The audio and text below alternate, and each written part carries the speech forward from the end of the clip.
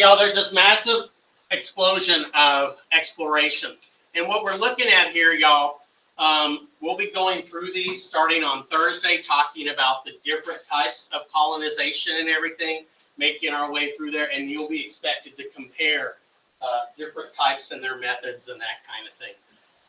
All righty. So, the Conquistadors. Now, this is where your notes, where we really kind of start. I think the video I made for you guys where I talked about these ended right around here, where we were going over these folks. The 3 Gs. You guys have heard that ad nauseum. But it's not a bad tool. If you guys have to talk about reasons for Spanish and other exploration, the 3 Gs is a great way to organize it. You guys remember them, right? What's the first of the G's? Well, any order. Yeah, God or gold, right? You got gold. I took that picture in my closet this morning just to make sure you guys know what it is. Glory, right? Good old conquistador there. And finally, you got God. So, and of course, this is from the famous Michelangelo Sistine Chapel picture. All right, now, the Aztecs. Now, it might seem kind of weird for y'all that we would talk about the Aztecs, which are from Mexico, in a U.S. history course. But what happens to the Aztecs, y'all, is sort of like a preview. It's like the trailer you guys get at the movies for what's going to happen to the Native American groups time and time again. So you have Cortez versus Montezuma. Now, remember, spellings can vary. On that district test y'all took, remember, it's spelled Montezuma with a C. But it's the same guy. Cortez can sometimes be spelled with an S or a Z or a Z, okay? You see it up here with an S. So what I want to do here, y'all, is go through, and I thought I had the book come up here. Let me see here. There we go. Now, the big reason, y'all, why the conquistadors, these conquerors, were able to defeat, okay, that they were able to defeat the Indians so well was basically better weapons, the guns part, disease, the germs part, and finally steel weapons that they had. Mr. Janis used to have students read this during the summer. It's a tough read, but man, it is good, and it really encapsulates, and it's an easy way for you guys to remember. Just like the 3 Gs, in this case, guns, germs, and steel. Good way to arrange it. Now, the Indians, y'all, and remember last week I showed you guys that Aztec sacrificial knife, okay? It was made out of that obsidian, that glass stuff. Now imagine what would happen if a steel sword were to hit that. It would shatter. I mean, right? The Indian armor, if they had it, was made of leather. The Spanish, what kind of weapons did they have besides steel swords, y'all? Guns, like real guns, muskets, okay? And this has been poo-pooed. Number 2 has been poo-pooed a lot. That's the official term for it, for saying that, you know, the Indians believed that Cortez was a god. But there were some that really believed that. And it's not as silly as you think, because there was a legend, y'all, that the Indian god Quetzalcoatl, right? This guy was blonde-haired, blue-eyed, had a blonde beard, had sailed east and had left. And he promised to return in the year of the reed. The year of the reed happened to be 1519. Now, Montezuma, the Aztec chief, he probably knew, this guy's not really a god, but hey, I'm going to hedge all my bets. And so Montezuma, y'all, put together a big treasure, gold and silver and jewels, and sent it to Cortez when he heard this guy had landed, hoping that that would satisfy him and he would mosey along and go away. But instead, y'all, what do you think it did to Cortez when he saw all this gold and silver? Made him greedier. I mean, he thought, like, man, if they're willing to give this much stuff to get rid of me, think what they must actually really have. Now, this is also going to be a problem. And once again, y'all, I mentioned this thing called presentism, where we think people today are just like people back then. But they're not, y'all. I mean, today, you and I, there's a lot more of this kind of identity people have based on their ethnicity or their race or where they're from or whatever. And so it's surprising to a lot of people that Indians fought Indians, right? But they didn't have this like Native American solidarity or anything. A lot of Indians fought and hated each other. And there was nobody hated more, y'all, than the Aztecs, because the Aztecs, there's that word again. You need to add it to your vocabulary. I showed it already earlier today. Subjugate. Force you to do their bidding. Tribute. Does anybody know what the word tribute means? If you have to pay tribute, what do you have to do? You got to give something to them. And the Aztecs, what do you think the Aztecs wanted? Sacrifices, people to sacrifice, and gold and silver as well too. This does not make you the most popular of the Indians. And so when Cortez landed and says he needs help against the Aztecs, man, the Indians are like, sign me up, dude. Sign me up. We hate those Aztecs. And also too, y'all, the way the Aztecs fought. Aztecs didn't fight like Europeans. Europeans, y'all, they fought for keeps. I'm going to kill you, and if I can't kill you, I'm going to wound you. Aztecs wanted the people to be captured. Why? Sacrifices again. Okay? Now, so that's not really good in a war unless the other team agrees on the rules. I'll fight to capture you, you fight to capture me, it'll be awesome. But if one side fights to kill, it ain't going to work too well. Now, the biggie, the germs part of the guns, germs, and steel story is disease. Smallpox. Ironically, smallpox is the largest killer. I'm glad we don't have large pox because that would be even worse. But anyway, y'all, and I'm sorry it's hidden here by the little sharing thing here from the recording that I'm making of this. But anyway, y'all, why it's important to remember the Aztec story is when we go over King Philip's Armatacon's War, when we go over Pontiac's rebellion, Tecumseh's rebellion, Pope's rebellion, it's basically the same story again and again. The European weapons went out. Maybe there's the God thing, but not necessarily. But definitely, the Indians, y'all, they always talk about the reasons they got defeated were like the 3 Ds. Disunited, and they were disposable, and disease. Okay? Now, Indians, like I said, they didn't have this kind of thing of Indians, let's all join together. They would try it. But every time they tried it, y'all, it was always too little and too late. You know, and when we look at the Native Americans, we say, man, well, what's the deal? Why didn't they just drive those Europeans off into the water as soon as they showed up? Once again, they saw the Europeans as somebody they could use against their own enemy. That was more important. And so lots of times, I know in the past, we always kind of like, man, why didn't they just kill them all? Really recently, we really look a lot more like Indians knew what they were doing. It's a term that we'll talk more about called agency. They had more power and control over their situation than people often think. Now, Columbian exchange, here's your AP concepts, right? Now, I don't know about you guys, but when I watch the news at night, you know, they use hyperbole, this crazy inflated language so often on the news. And they'll tell some sad story and they'll say, the little town will be changed forever. And I'm like, really? I mean, it's a sad story, but is it really going to be changed forever? Because forever's a long time. This is one thing, though, y'all, that really needs that forever change. The world was revolutionized, not strong enough word for what happens here. Now, here's a word, demographic. We're going to go through that word here in just a sec. And the big idea, what I want you guys to get, because so often you guys know about Columbian exchange, but what you need to know is, was it positive? To what extent was it more positive, say, for Europeans than it was positive for Native Americans? To what extent was it more negative for Europeans than it was positive for that? You need to be able to talk about those, okay? And so I'm going to have you guys think about that, and we can talk about that on Thursday. So let's go through it, and I apologize for this map being fairly small here. The way the Columbian exchange works, right? The exchange of plants, animals, and disease. And really, it's more than that, y'all. It's in economics. It's all kinds of different things going on. But when we look at this, y'all, the Americas, you know, North and South America here, we mainly supply plants. One exception, turkeys. And I don't know if you guys know this, but America is still supplying a lot of turkeys to the world. And I'm not talking the bird variety.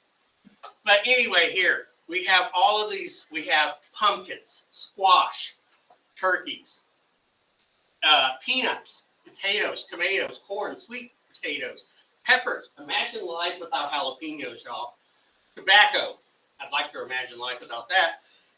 Chocolate, beans, vanilla. That's just some of those, y'all, that came over from the Americas, North and South America. So what did Europe? What did Asia? What did Africa give up? Okay, and well, obviously, onions, citrus fruits, oranges, lemons, grapes, bananas, sugar cane. Better for honey. All right, see you. Now, I'm going to take you guys through this here. Let you see this for just as well. Actually, go past that. Here we see some of the things going across. Now, specie is gold and silver, y'all. Europeans give. Here you go. Look at that same chart. Anybody ever heard of a band called Pink Floyd? All right, awesome. This is the song "Wish You Were Here," and a student took that song and did a Columbian exchange version of it. I saw Pink Floyd, the Australian Pink Floyd, Saturday night, and it was pretty impressive. They did a really good job on it. Columbian exchange.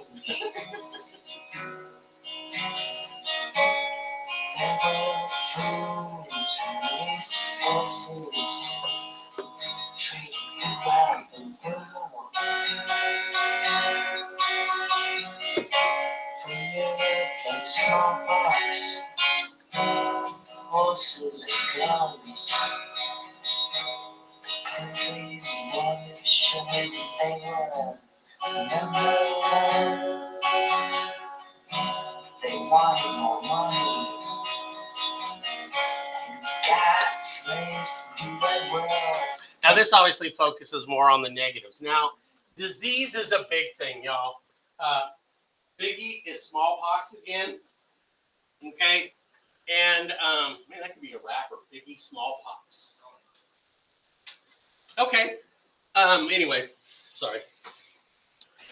So we have all this. We mentioned corn, all that. Now, most of the diseases come from Europe. But the Indians did give one back to Europe on their own. Syphilis. The gift that keeps on giving. What is syphilis? It's a sexually transmitted disease. You have relations with somebody, you pick it up, and you get sores all over you. Sores especially where you don't want there to be sores. Okay? It's the gift that keeps on giving. We don't really see syphilis in Europe until after exploration commences, and then it goes all over. And what would happen is the men brought it back. Hi, honey, I'm home after going to the Americas, and boom, she would get it. The men might go fight in wars, spread it to other women and things like that, and it made its way all through Europe. So the Indians did get some revenge, y'all. All right, disease. Now, here is what smallpox looks like. Monkeypox, ironically, apparently looks somewhat similar, the thing that's out there now. Now, smallpox, for the most part, y'all, has been eradicated from the world today. Sadly, in some parts of the world where they're questioning some of the smallpox vaccinations, you're seeing some of it start to come back, like in Afghanistan and places like that. The pox, y'all, puts these little pustule-like things all over you. And either when they bust or absorb, they leave little pits, little like indentations. George Washington had it, and like a lot of the English and Europeans, it was miserable. And does kill some, but not like it killed Native Americans. Now, one of the numbers that you guys need to know that is often thrown around, in fact, in ACDEC yesterday, we mentioned this very number. The disease rates go as high as 90%. In other words, there's about, 12 of you in this class? 1.5 of you would be dead. Or maybe 1 1/3 would be, yeah, all but 1 1/3 of you would be dead. Take it back. So like 1 and like 1/3 of y'all would only be the ones that make it. When perhaps the biggest killer, it was the biggest killer by any means. Okay? Now, I do want to mention this so-called biological warfare thing, because this is also something that's discussed quite a bit. Now, they didn't have our complex understanding of germs that we do today, but they did understand that sick animals and sick people could spread disease. And so in objects that sick people and sick animals had or been on might be able to spread the disease as well too. So going back to medieval times, y'all, there were stories of people introducing infected animals into camps of their enemies, into their villages or castles and stuff like that.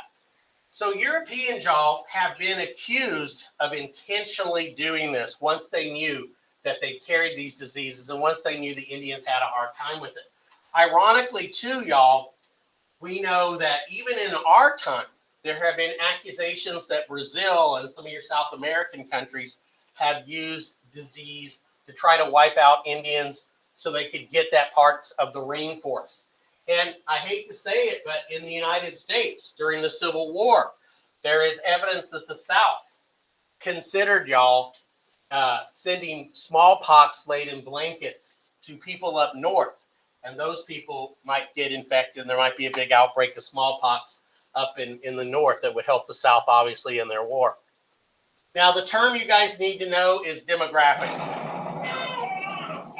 And that's the population explosion. If you heard it. Okay. Kind of having flashbacks 27 years ago. But anyway, y'all, demographic. What does the word demo mean? And I don't mean like, yeah, man, we've got this really cool demo for my band, Bloody Flux. You need to come and hear it. That's the name of my punk band I have, y'all, Bloody Flux. Demonstration, yeah, but in this case it means people. In this case it does mean people. So demographics is the study of people, or better yet, population. Now I know some of you had Miss Locklear and you guys did population pyramids, right? Population pyramids, where you basically rank the young population. If it was fat on the bottom, that meant the population was very young. If it was fatter at the top, it meant an old population. You put men on one side, women on the other side. Those little pyramids that are usually black and white.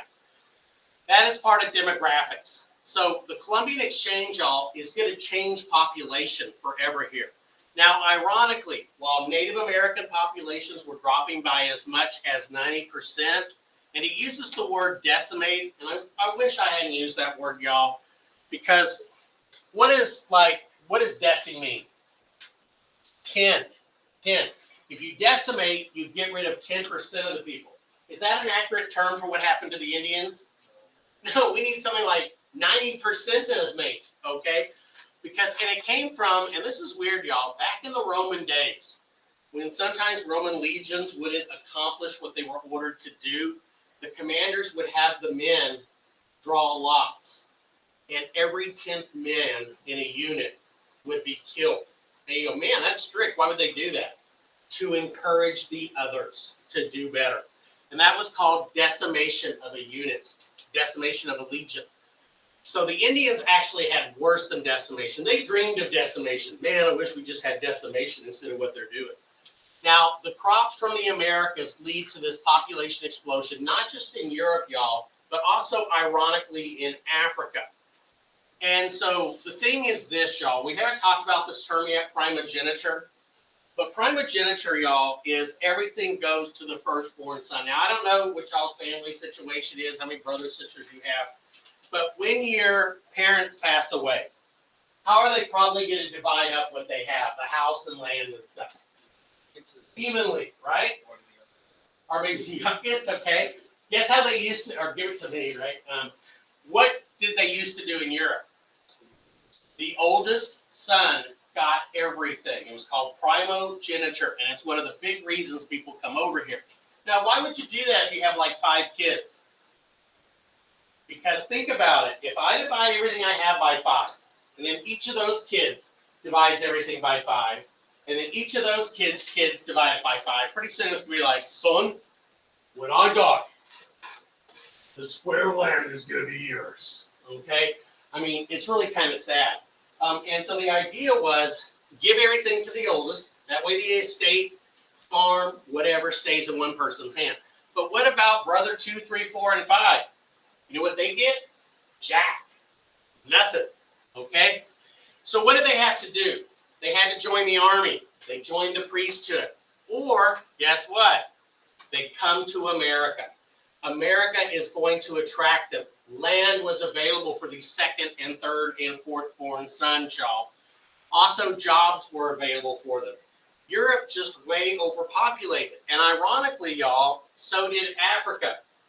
And those African people are going to be enslaved and brought over here. And there were more of them because of the Columbian exchange.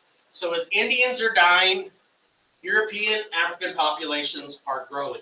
Okay, kind of ironic, don't you think? Like rain on a wedding day. Oh, anyway, sorry, I went into my Alanis Morissette phase there.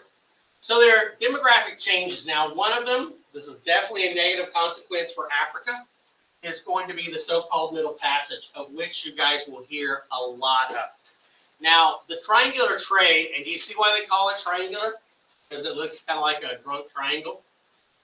What would happen, y'all, is Europe would supply foodstuffs. Not food necessarily, it might supply some food, but mainly it'd be gold, trinkets, even alcohol, guns, steel items, tools to Africa. And Africans would supply and trade for people. Okay? Now, once again, you get some students like, man, Mr. D, that's just wrong. Africans trading Africans, you can't be doing that. Once again, that's you and me putting our idea of, racial solidarity there. They didn't have that. All they cared about, y'all, was getting their stuff. And if they had to kidnap people from another tribe or people that they defeated in war, they didn't think about it as a bad thing. So they cooperated and they supplied people. And then if I zoom in here, this is the Middle Passage from Africa to the West Indies and sometimes to the Americas. Now, slavery, y'all, sadly, has been with us from the beginning. Whether it was people in the Bible, Old Testament, New Testament, talk about it, the Greeks who supposedly invented democracy, the Romans who invented republican government as we know it, they all had slaves. But what was different, y'all, it was fellow Europeans were slaves. Maybe some people from the Middle East, but rarely were they Africans. The Portuguese, as they start making their way down Africa to find a way around to get over to the Indies, they start getting people. And then what they do is, as sugar becomes popular, they begin to set up sugar plantations or sugar cane plantations. Now, these will be later copied, y'all, in the Caribbean and later be copied in South Carolina, okay? These sugar plantations.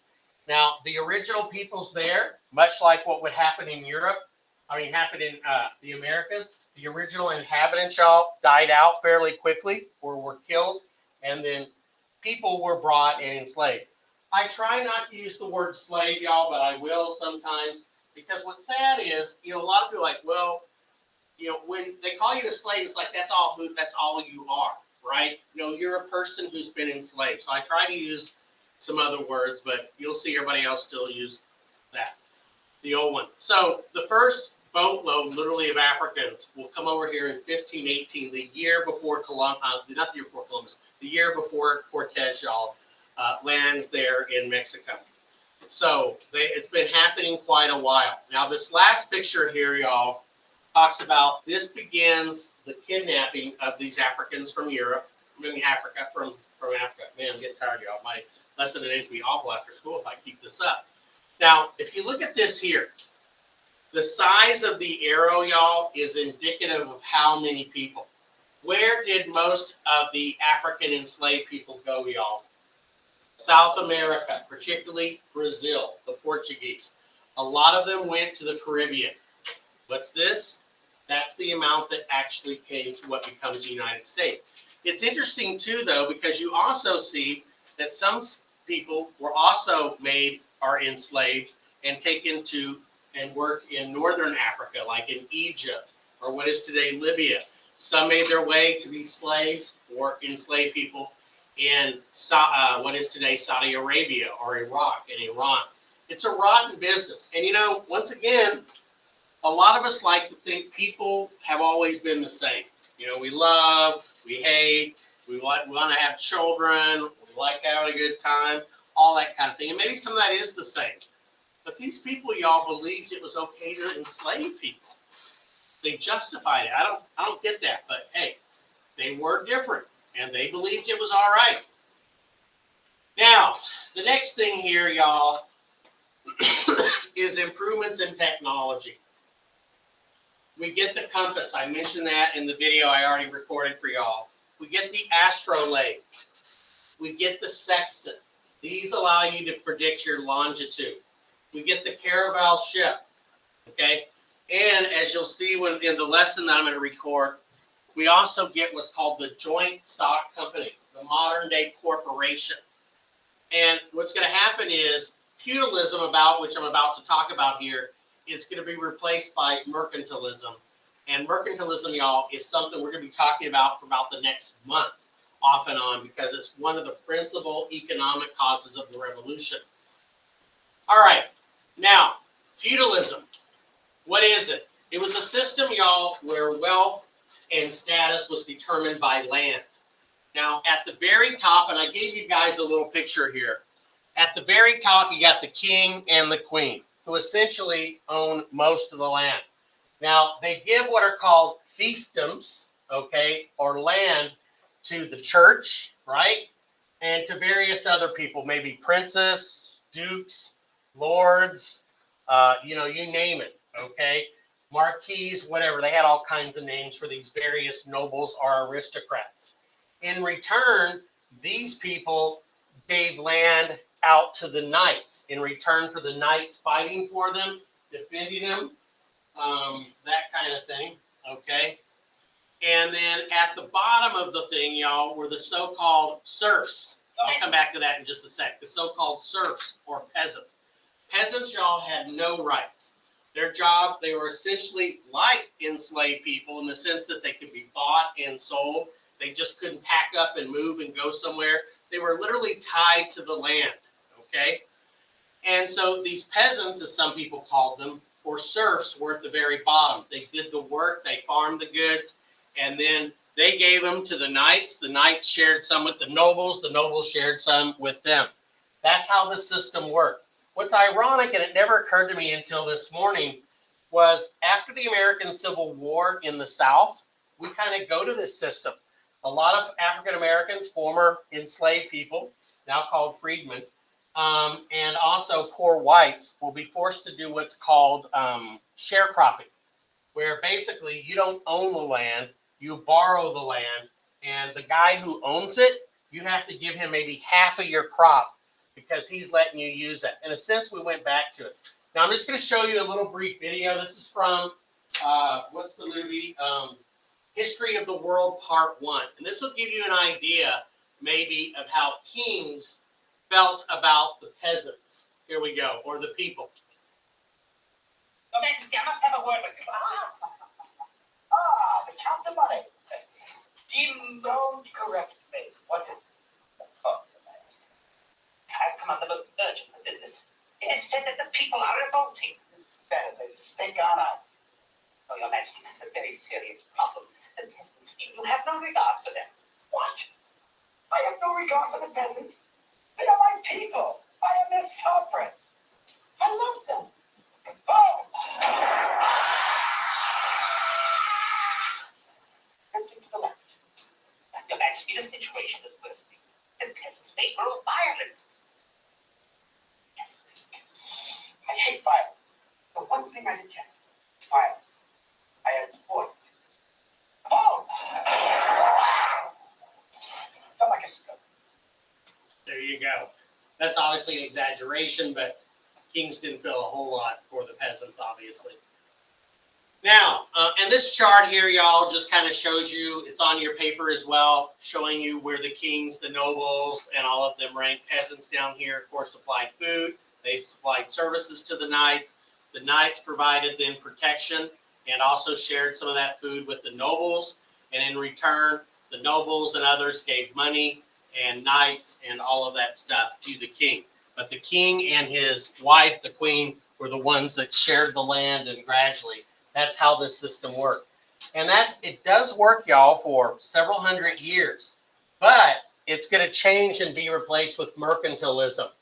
So as a result, y'all, of this exploration, and the exploration is going to, be propelled also by it, kind of like what comes first, mercantilism or, exploration.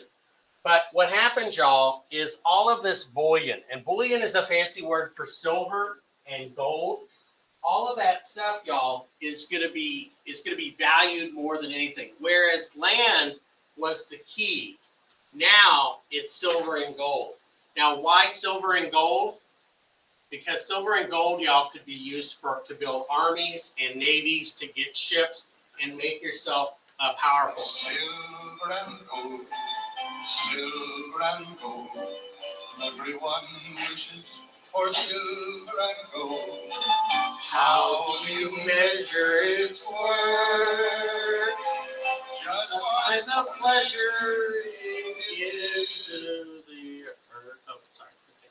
So anyway, y'all, bullion, gold and silver, could buy armies, ships, sailors, which were needed. Now, the gold, and like I said, we're going to be talking about this off and on, was to keep the gold and silver at home. If you bought stuff, let's say you're England, and you buy stuff from France, you have to send them your gold. You have to send them your silver, which means you have less of it. That is until this cool invention called colonies. Now, with colonies, you can get serious money. Right, John Gonzalez? Yep. You know the song? By Pete Floyd. There you go. All right. They actually showed this at the concert on Saturday night. So, what would happen, y'all, is this is going to drive the competition. Because if you get colonies not only provide gold and silver, right? But they provide raw materials, fur, wood, trees and lumber and stuff like that. And then they provide food to feed your people, okay, like fish and stuff. And then they will provide markets for the country that controls the colonies, the so-called mother country.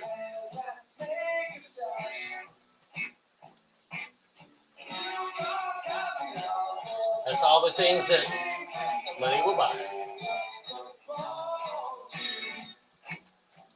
Now, this is kind of an early form of capitalism, y'all, and it is, of course, the economic system we have today, where money allows you to buy the things you're seeing in that video, the gold, the silver that we have. Keep your hands off of my stack.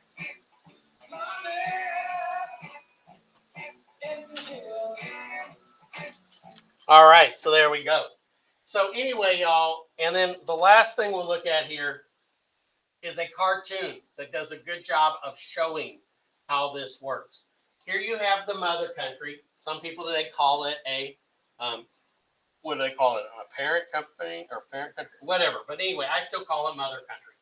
Now this queen or whatever represents, say, England. And what are the colonies providing? Bullion, gold and silver to her, okay? They're providing the foodstuffs to feed her people, and they're providing the raw materials.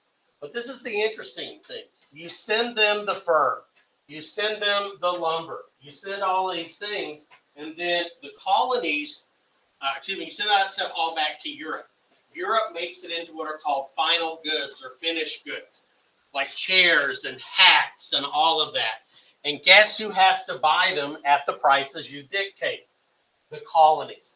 So the colony system, y'all, which was driven by mercantilism, was a money-making machine. The gold and silver stayed within the system, either in the colonies or more likely back in the mother country. You didn't have to buy your food or raw materials from other countries. And so mercantilism, if you guys are looking for an economic reason, this is the gold in the gold, glory, and God part of the thing. Okay, so let's go to the part here on the Spanish. Okay, now we're going to talk here in a little bit about this caste system. You have the notes there.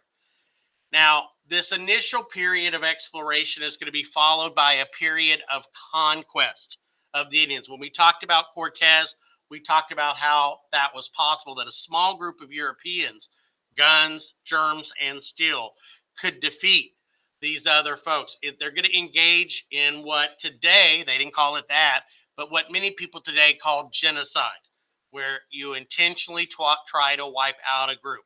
I don't know if they intentionally tried to do it, but the effects were almost as if they did.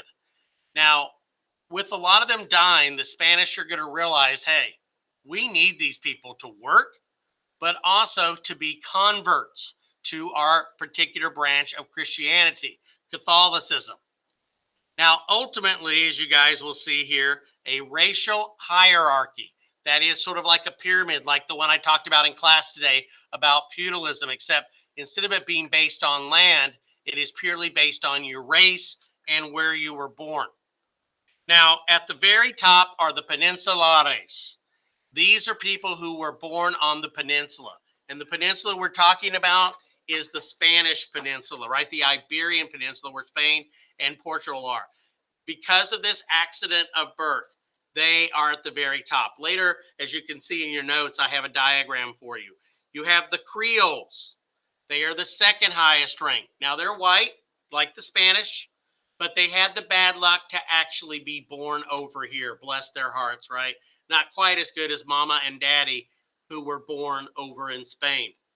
Now, very, very important one, and this used to be called out on your curriculum, are the people we today known as mestizo.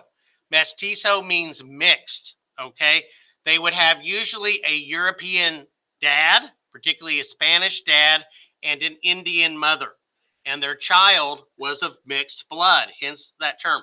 Now, by the way, I do want to mention there are some people who might be offended by the term mestizo, calling people mixed, but that is the term that was used then, as well as another one that I'll mention later. So be careful. Some people don't like the term, but it is today, y'all, what the majority of people of South America, Middle America, and Mexico are.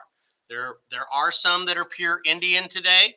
There are some that are pure Spanish background, but the majority of people we call Mexicans and South Americans today have a mixture of European and Indian blood in them. Now, where did everybody else go? Well, the mulattoes, and once again, that is definitely a term that I would not use in polite company, but it was used at the time. Race was a very, very big deal. You think it's important to us today? It was even a bigger deal back then. Mulattoes, y'all, were people that were a combination of black and European, or black and Indians. And then people that were, quote, pure black or pure Indian, they would be found at the bottom. Look at the size of this empire, y'all. It's huge.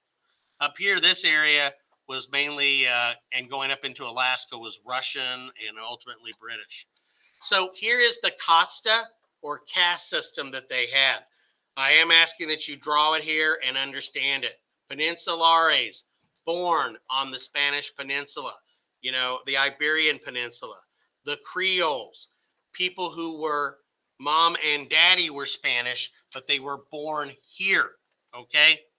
Mestizos, like I said, that's a term some people don't like. Mixed blood, usually Spanish daddy and Indian mama, okay? Mulattoes, usually, like I said, a mixture of black and Indian, black and Spanish. Like I said, a lot of people don't like that term, so be careful. But you could mention it if you had to write about it. And then finally, y'all, the native Indians would be there, and Africans who had been brought over here and enslaved. They would also be on the bottom of this casta system. They made this a really, really big deal here, y'all. Now, I'll talk a little bit more, and I'll show you guys some pictures of the casta system in just a bit. Now, let's go to the encomienda system. As I have highlighted for in bold here for you, the Spanish colonies marshaled Native American labor. That is a term you guys need to know. When you marshal it, it means usually kind of by force. I'll show you some pictures there. They marshaled, forced Native Americans to support this plantation and also to work in mines to find the gold, to find the silver. Now, as the name suggests, encomienda, It is a Spanish system. It is specifically mentioned in your curriculum, in the framework.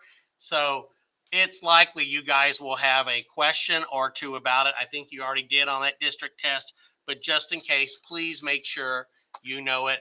And there. Now here's the Costa system. It looks like I kind of have stuff out of order. This is actually from one of your books. And this is sort of from a diagram, y'all, showing all the different rankings of people. I mean, look at it here. This is, I guess, is a Moroccan with a Spanish child or China or child, and you got Spanish. I mean, and then when we look at it here, this is the full chart, literally showing you all the different rankings, of people here. I mean, it was a big deal, okay? And sort of a close up here. You got a Spanish and a Spanish person, it looks like here. Here you see that term, okay, where you've got a white and a black and a kid there. I mean, this was a big, big focus of theirs, okay? So, like I said, don't ever believe this is just something that's in America. They really, really made a big deal. How you were born, y'all, I mean, it determined your rank. And since I mentioned that, that's why America is going to be so attractive to a lot of people, y'all. We had our faults, right? But the British are not going to be as hung up quite a bit on this. If you come over, you're going to have, unless sadly you are an enslaved person, you are going to have a lot more freedom to move up and around. We're not going to penalize you because you happen to be born here than over there, for example. And then here's just some more of it that shows you all the different possibilities. Like I said, they were hung up on this stuff. So more about encomienda here. Now, what's going to happen is the world views of each group is really going to be challenged. Now, the way the encomienda worked is the Spanish crown would give, a specific number of Indians to, say, a mission to have them work either in the mines or to work growing food, and they would be, quote, civilized. Okay, here you see quite a graphic picture here where the Spaniard is using a whip here on an Indian woman while the Indian men are forced to kind of work over here. All right. Now, in theory, the way this was supposed to work, y'all, they would protect the Indians. Now, from whom?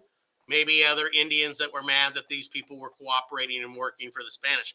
Or maybe it was traditional enemies of them. Also, it would instruct them in the Spanish language. They could learn Spanish, which, of course, was a key to maybe some type of movement. They would convert them to Catholicism and save their souls. And you and I might kind of, save their souls while killing them. That was a big deal. Remember, they truly believe if you're not of the one and true faith, you're going to burn in hell forever, which, as I've said before, is a long time. So they would convert you to Catholicism and save your soul. What would the Indians get? They would learn to work and get honest work. Remember, especially the Europeans believed that the Indian men were lazy. Because remember, the Indian men, all they did was hunt and fish and fight, where the Indian women did the hard work. So this would be, quote, honest work, making them into it. And later, y'all, when the United States finishes defeating the Indians on the plains in the 1870s, 1880s, Indians will be put onto reservations. And we're going to have something called the Dawes Act.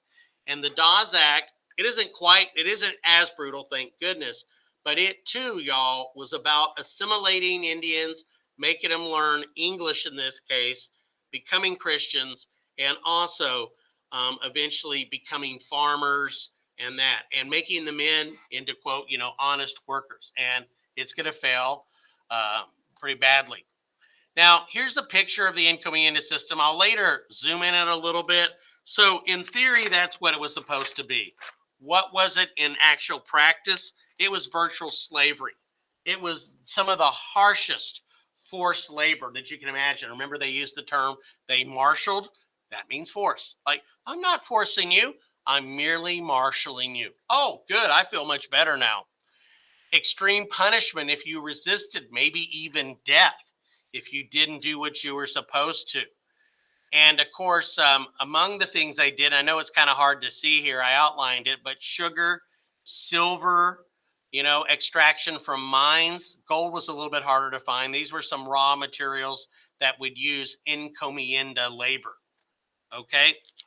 And ultimately, y'all, it did, whether you and I like how they went about it, and I can't possibly like it, it was successful. If you wanted to make these natives into Spanish people, speaking Spanish, people who were Catholic, this brutal method was successful. The English don't have this success because they just pushed or killed them. They didn't, enslavement didn't work very well. The French don't really have the numbers to pull it off, but they do convert some people. But nobody has the success that the Spanish do. Sadly, it comes through this very awful, awful system. Some people would call this, if it's not genocide, in killing you physically and wiping you out. In a lot of ways, it's cultural genocide because they take your culture, they take your beliefs, and they purge them. They try to get rid of them to make you into something else. This is forced assimilation, a word you'll hear more about. And a lot of the Indian culture would be lost now.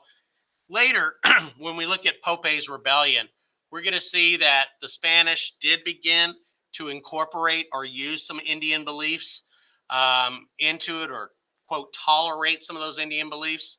But anyway, so there you go. Now, here's that picture, and it's in Spanish, right, appropriately enough, and it's the best one that I've seen. So when you look at this encomienda, you see everything going on, all right? I want to point out this one back here, and then I'm going to zoom in a little bit in some places. The Templo Azteca. This had been an Aztec temple. The Spanish, y'all, literally demolished. They took apart the temples. And I mean, you talk about changing somebody's culture. You demolish their temple, then use the stones from the temple to build maybe the iglesia, the church, right? So you're literally building on top of their beliefs, using their own, structures against them. So let's zoom in here. There we see that Templo Azteca being dismantled, right? You see some of the rocks and stuff there. There you see the Spanish port, Fortaleza, right? That is the fort in case anybody came there and allowed them to get the stuff out of there. Okay, the monastery here for the priest, right? You see all that. And then let's zoom in here, and you can see basically the houses of the Indians, right? The indigenous people here. Now notice they didn't get to live inside over here like the Europeans did. They lived on the outside. So much for protection, right? But maybe they can come running in if they get attacked. So there you go. Now let's look at the bottom here, and you can see that forced labor. You see, the man on the horse here. Remember, something that the Spanish had brought over. You see these people carrying whatever. And then here you see, a guy with dogs. Dogs were terrifying, y'all. They were much bigger than what the Spanish or what the Indians had here. And you see the trabajos forzados, basically the forced labor, right? And that describes it pretty well. Now, I do have this, and I didn't put it on there, but Diego Rivera, y'all, was an incredible Mexican artist, and a lot of his art are murals.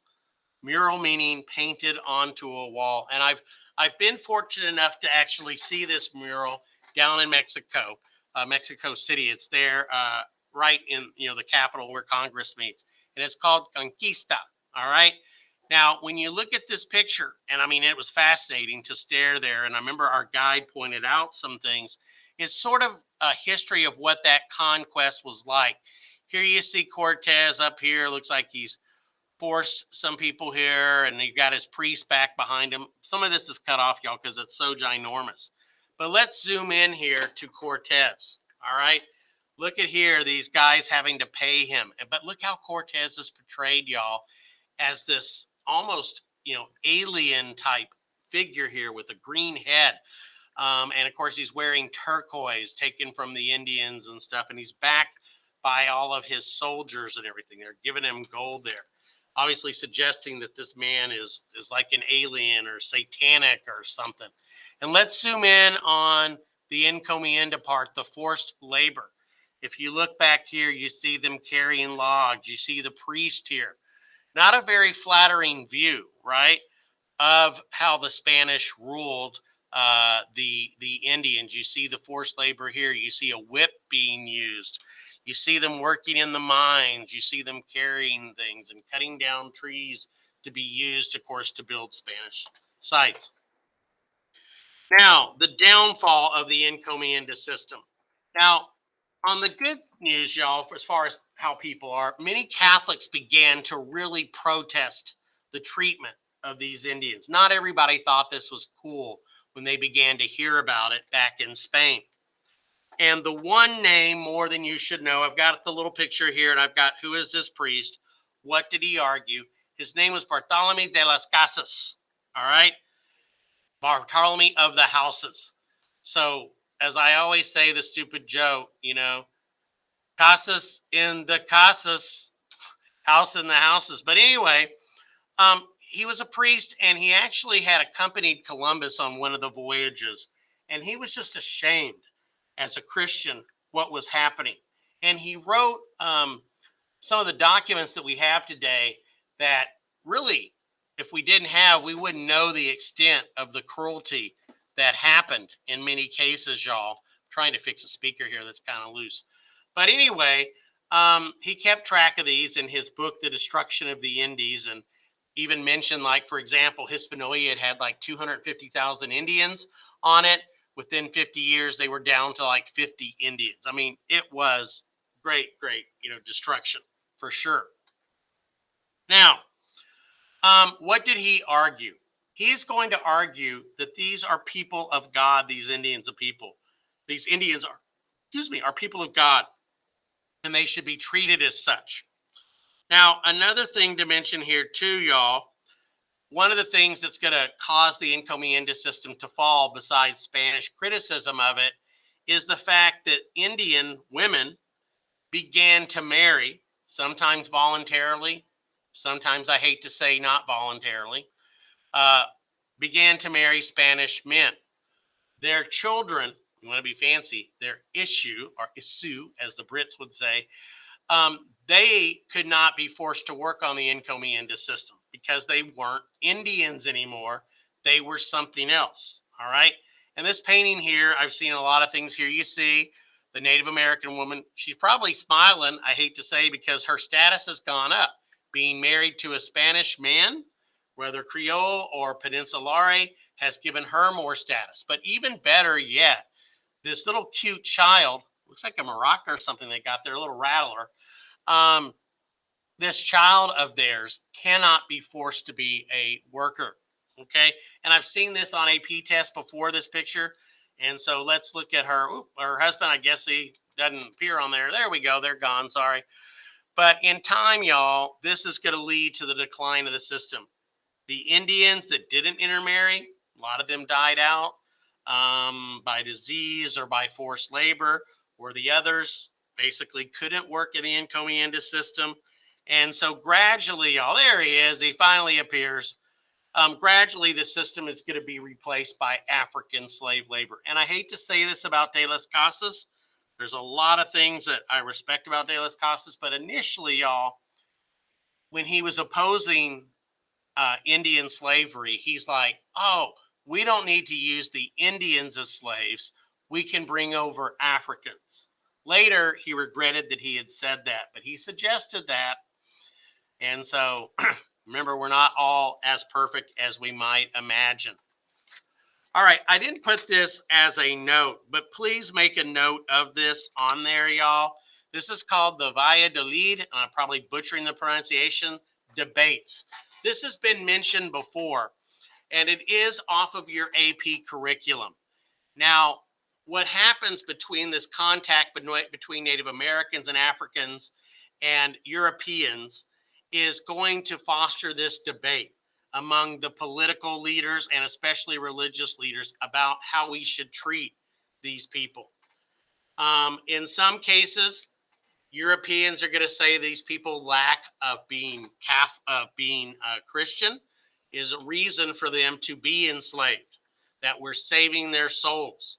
Of course, it wasn't like, well, once they got saved, they didn't exactly let them go. And this is going to be used also as a justification for subjugation. There's that word again, of Africans as well, too. So in this town, they actually paired up De las Casas, representing, of course, treat the Indians as human beings, and this guy by the name of Sepulveda, who said that, no, Native Americans should not be. And I've got a little kind of poor cartoon here, and I'll let that play for a little bit for y'all.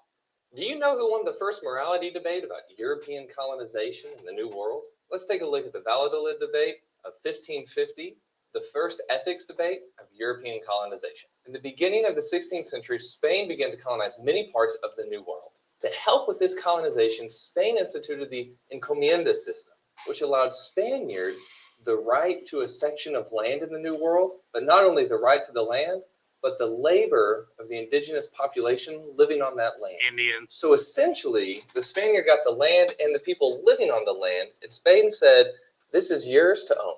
What was the result of the system? The result was widespread abuse and neglect of large populations of indigenous people. And while the encomienda system did encourage colonization, not everyone involved thought it was a good thing. Men like Bartolome de las Casas began to speak out against the encomienda system and its abuses. In fact, Casas was so successful in his public campaigns against the encomienda system that the King of Spain began to take notice. And by the mid-16th century, the King of Spain instituted reform laws, which reformed the encomienda system to try to curb and end its most notorious abuses. However, just as people spoke out against the encomienda system, there were people speaking for it. Sad, but notable advocate for the encomienda system was Juan Sepulveda. The debate over the encomienda system became a very hot topic. And this debate raged on in Spain and in the New World.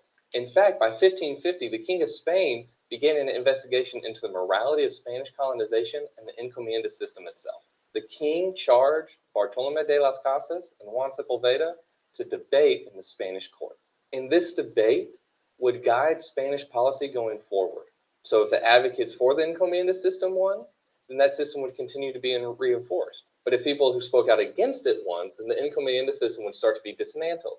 It was a very important debate, and the whole country watched it. And it is mentioned specifically, y'all, so make sure you're aware of it. The encomienda system, since its abuses were so well documented.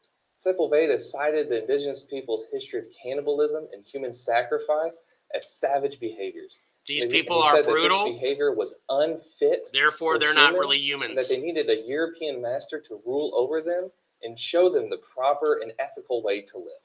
Essentially, Sepulveda was saying that the indigenous populations, because of their barbaric practices, were unfit to govern themselves, and they needed a European government to rule over them. Bartolome, on the other hand, argued that the Native Americans were free men deserving of equal treatment.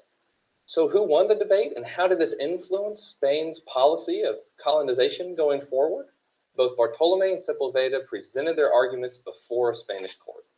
The court, after spending many months in deliberation, rendered an inconclusive verdict, meaning nobody won. This allowed both Bartolome and Sepulveda to claim victory in the debate, even though neither side was officially acknowledged as the winner.